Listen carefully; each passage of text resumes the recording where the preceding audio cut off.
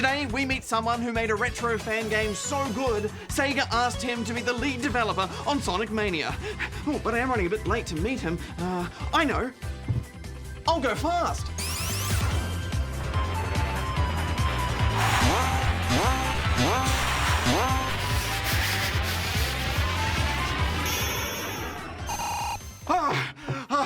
Hi, Christian. Hi. Nice to meet you. Nice to meet you. Just let me get my breath back. And what did you tell me about what it's like being lead developer on Sonic Mania? So, I mean, I originally was a massive Sonic fan back when I was a little boy, Mega Drive era. At the time, I wanted to learn how to make games, and so I was basically combined the two and started making my own Sonic games. Years later, mobile games started coming out, and then I started to think, I know how to make Sonic games. Why don't I approach Sega and make games on mobile? Maybe spent about a year convincing them that they should let me do their Sonic stuff. And then eventually they were like, yeah, why not? What's your job day to day as lead developer of a Sonic game? The main thing is I developed all the engine and tools to run the game on. I also oversee how our level designers and artists kind of work with the tools to implement all the various stage design, the enemies and gimmicks. And this new game is very much in the style of the old games. Tell me, why are you doing it in this older style? Just looking at the Sonic community, there was a big section of people that liked the original Mega Drive Sonic games, and they'd love to have a game that takes those gameplay mechanics and brings it onto modern systems.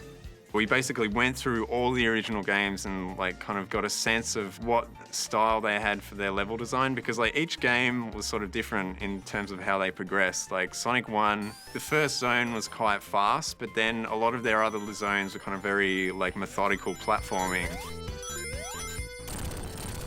And you can see how by Sonic and Knuckles, they'd sort of evolved to emphasize building of tension with some platforming, but then a lot of high-speed sections to kind of give you the exhilaration of going around loops and corkscrews. And so we wanted to recapture that, but the mantra for Mania was also to kind of turn expectations on its head.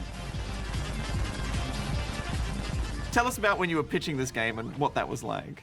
We presented, initially it was a smaller prototype of what would become Sonic Mania. And the head of Sonic team, Izuka-san, was there, and we played through the first zone, which would eventually become Studiopolis in Sonic Mania. They started writing on the whiteboard a whole bunch of levels and oh, we'd love to see these revisited in a larger game than we initially pitched. And so we were right, we better get to work. What is it about Sonic that people love so much? I think the characters themselves are very endearing and very expressive. So as a kid, it's very easy to gravitate towards that because Sonic is fun to watch. When I was playing, even just losing rings, even when I was getting hurt, it looked fun because rings were flying out everywhere. I didn't know what was going on. I was oh, this is cool. As a big Sonic fan, it's great to hear someone so passionate about Sonic because, the series has struggled a bit since those early great days. Are you nervous? I just want to make a fun game. So if people have fun with Sonic, that's all that matters. And I think they will because we had a lot of fun making it. Yes. And I think that sort of energy has made it into the game. Serious question, do you think Sonic can go too fast? Well, in Sonic 3, there was a line in the manual where it said, don't fall into Robotnik's traps. And an interesting bit of developer trivia is that was actually because Sonic could literally go too fast, and in some cases in the game, go through the geometry in the stage. And so they had to tell people, don't go too fast because Sonic will run through the stage, literally run through a wall. That's amazing. It was such a pleasure talking with a fellow Sonic fan today, Christian, but I'm running late for studio. You better go fast. Oh, you're right. I went too fast. Oh. I'm just gonna go slow. Ah. Ah.